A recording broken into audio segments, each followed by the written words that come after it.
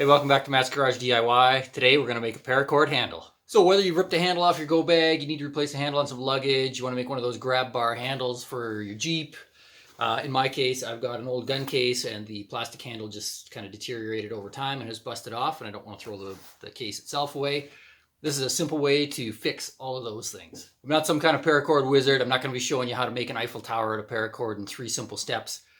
Truly, I've only made about a half dozen things out of paracord total. Probably the most complicated was a gunsling, and even still that wasn't very difficult. This, I just made this handle. There's the one that I've already completed. That took me maybe 15 minutes and included watching a video. So let's get started.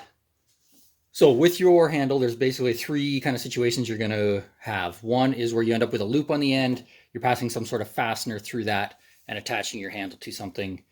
Next would be if you've got a pre-existing buckle or clasp. This would maybe be in the case of like a bracelet, or if you're making a gunsling. And then last, the situation that I've got where you already have some loops attached and I have to actually make the handle in place. This is probably the most difficult just because I also have to work around this case. But again, like I said, super simple. So here we go. Step 1 is determining how long you want your handle. In my case, you can make it whatever I want, but I'm going to go for 8 inches. I'm looking for an 8-inch handle there. Take that measurement, multiply it times 4, cut a piece of paracord. So here I have a 32-inch piece of paracord. This is going to be the sort of center or base of my handle. So my 8-inch handle gives me a 32-inch, or equates to a 32-inch piece that I'm going to need. Basically, you start by melting these 2 ends together, kind of crimp them, squeeze them after they're melted, making a continuous loop. Fold that over on itself, and you will end up with a piece that looks like this. That is the base of your handle. In this case, because I have pre-existing loops, I have to make sure that I feed this cord through, going through twice like that, and then melt my ends together. If you have a situation where you're using a fastener, you don't need to worry about that. You can basically just take the loose cord, melt the ends together, kind of give it that little twist, fold over on itself, whatever, so that you end up with your loop, your double loop. Next up, melt the ends of the cord. Got a little tea light here. I don't think you can even maybe see that flame, but there's a little flame there. It's just easier than me trying to hold a lighter while I'm explaining this. Basically just slightly melt both ends of this cord. Doesn't have to actually catch on fire. Just hold it close to the flame and this plastic will start to melt. Once it has, you can see that it's kind of getting shiny, but once it's soft and started to melt, you can stick these ends together.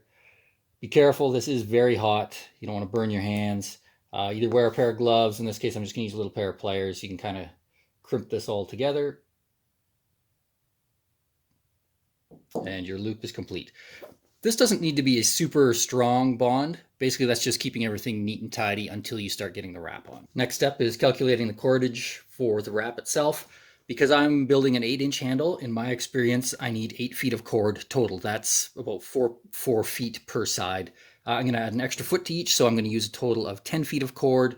I will be using 2 different colors, so I'm just going to use 5 feet of each. 5 feet of the tan and 5 feet of the black. You can also do this with 1 solid color. It makes no difference. I do find it is a little easier to keep track of your weave or your wrap if you use 2 different colors, but again, certainly not critical. As I mentioned, I'm using 2 different colors. I have seen guys melt the 2 ends together and start their weave that way.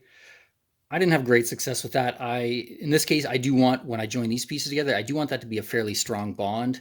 I never found that I was able to get that to be super strong. So I basically just took about 1.5 inches, kind of folded that under. I'll show you how I do that. But basically, I just sort of incorporate that into the handle as I start wrapping it. And that eliminates the need for me to melt these ends together, and then I have no concerns about sort of that top end or the starting edge pulling apart on me. So here goes. Start with my loops. Again, there's my joint. I want that kind of roughly in the middle of the handle. I don't want that at an end because, as I said, that's not necessarily a super strong bond. That's just holding everything together. So work with my loops here. There we go. Got that roughly in the middle. Then again, there's my handle. As I start weaving this, I'm going to take these 2 sort of 1.5 inch tails that I was talking about. I'm just basically going to lay that right in here with my starting sort of grip on all of this. As I start to weave that together, that will nicely clamp all of this together. As you get started, just make sure that you pull some tension onto the handle. What you don't want is to get to the end of your wrap and then discover that you've got kind of uneven loops at the end. It's just not going to look very tidy. So again, just put a little bit of tension in there and we're good to get weaving this together. The weave that we're going to be using is called the Cobra weave. Not that that matters. This is the only weave that I know. So start with your one color. You can start right or left, does not matter. Make a loop. Lay this across the top of all your cordage that you're starting with.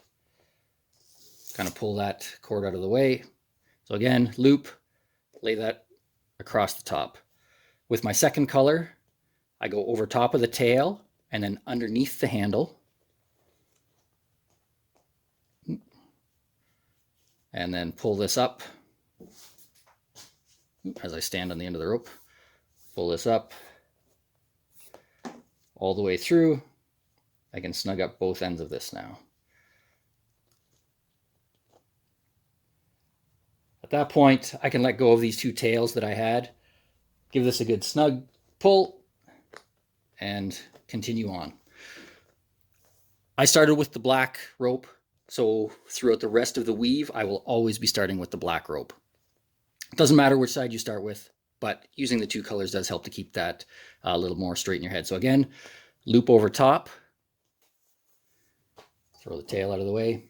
My second color goes over the tail, under the handle, and back out through the initial loop that I made. Pull both ends. Make that nice and tight. Again, loop over the top. Second color goes over the tail, under the handle, out through the hole.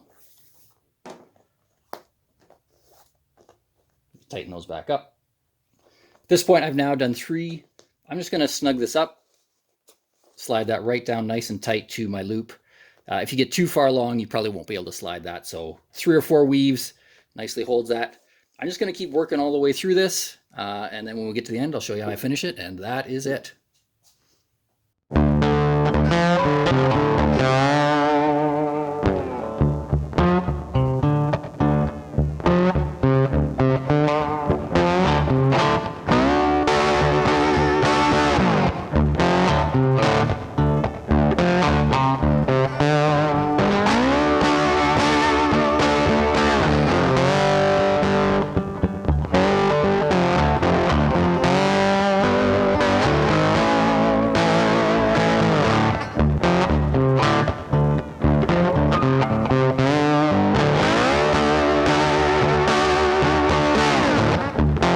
Basically at the end of our handle. So that took me about 5 minutes to weave this handle. So I'm going to do one final weave. I want this nice and tight so both ends kind of look the same. So again, one more time, loop over the top, take your secondary color, over the tail, under the handle, out through the hole, pull both ends tight.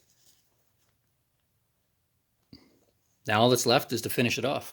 So to finish this off, I'm going to cut these cords off nice and close.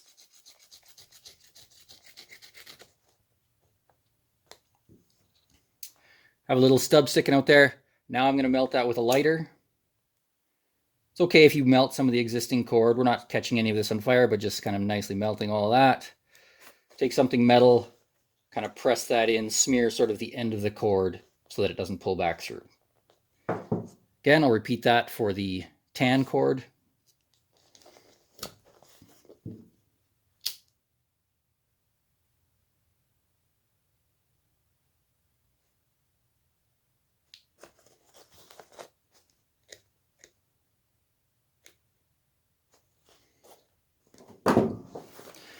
So there you go.